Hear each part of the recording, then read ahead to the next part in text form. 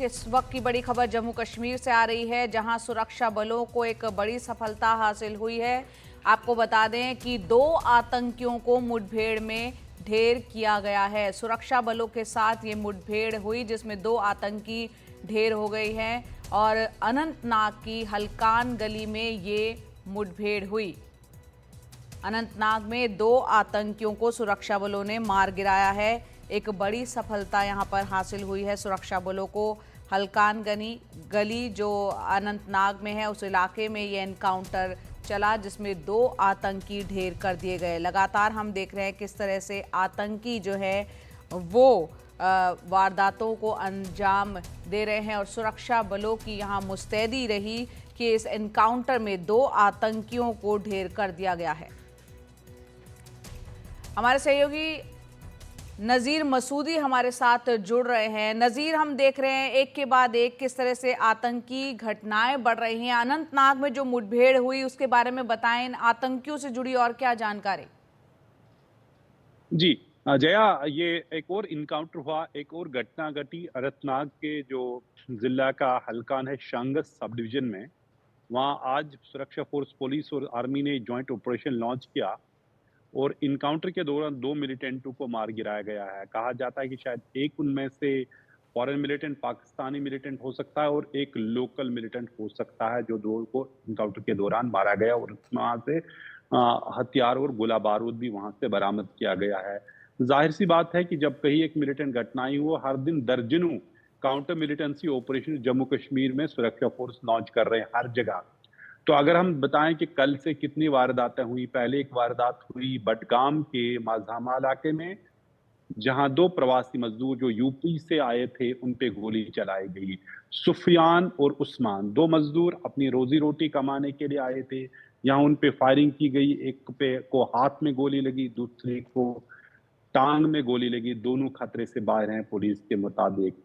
उसके बाद एक और अटैक हुआ बांडीपोरा में, जहां आर्मी कैंप पे फायरिंग हुई और उसके बाद आर्मी ने कहा कि वहां तुरंत जवाबी कार्रवाई की गई और आतंकी भाग निकल गए वहां जंगल में और वहां भी सर्च ऑपरेशन जारी है। आज सवेरे श्रीनगर के डाउनटाउन इलाके में जो खानियार है, वहां एक मुठभेड़ शुरू हुई जब सुरक्षा फोर्स पुलिस ने वहां ऑपरेशन शुरू किया और उसमें कहा जाता है शायद अभी तक 1 मिलिटेंट मारा गया है। इतना भी यही थी, शायद 1 है या 2। तो एक को कहा जाता है मारा गया, लेकिन जब तक लाश निकाली गई पुलिस ने अभी तक आधिकारिक तौर पे उसकी तस्दीक नहीं की है। लेकिन कुल मिला के जिस तरह से इलेक्शन के बाद घटना के बाद घटना घट रही है हर दिन, फारूक अब्दुल्ला जो नेशनल कॉन्फ्रेंस के प्रेसिडेंट हैं, उन्होंने एक जांच, इंडिपेंडेंट जांच की डिमांड की है और कहा है कि इलेक्शन के बाद ये इस तरह के हमले होने, इस पे एक इंडिपेंडेंट प्रोब हो। ये कोई ऐसी कोशिश तो न है कि जो उमर अब्दुल्ला की सरकार को यहाँ कमजोर करने की कोशिश है।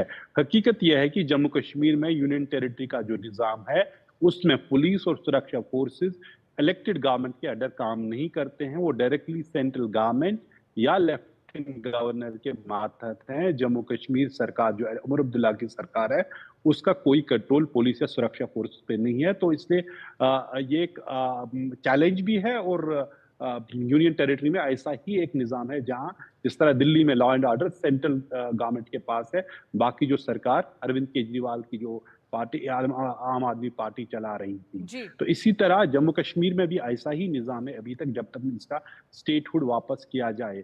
तो यहाँ जी। एक ये था कि दोनों जो इलेक्टेड गवर्नमेंट है या सेंट्रल गवर्नमेंट एक ही पेज पे हो, ताकि इसका कोई फायदा आतंकी वो न उठा सके और इस तरह की घटना में अंजाम दे सकें। लेकिन कुल मिला के आपको बताऊं, कल से 4 इंसिडेंट्स हुए हैं मिलिटेंसी रिलेटेड और हर जगह पुलिस और सुरक्षा फोर्सेस ऑपरेशन जारी किए रखे हुए हैं और 2 मिलिटेंट अनंतनाग में इस इनकाउंटर के दौरान मारे गए हैं और खानियार श्रीनगर का जो ऑपरेशन है वो जी। अभी भी जारी है। जी, यहाँ पर नज़ीर, जिस तरह से यहाँ पर अब नई सरकार है, ऐसे में बढ़ते हुए आतंकी हमले किस ओर इशारा कर रहे हैं?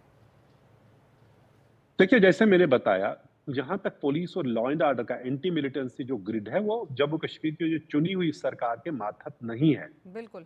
उनका काम है जो सिविक है, जो दूसरी जो सरकार, सिक्योरिटी अभी भी होम मिनिस्ट्री के अंडर है या हम्म। जम्मू कश्मीर के लेफ्टिनेंट गवर्नर के अंडर है।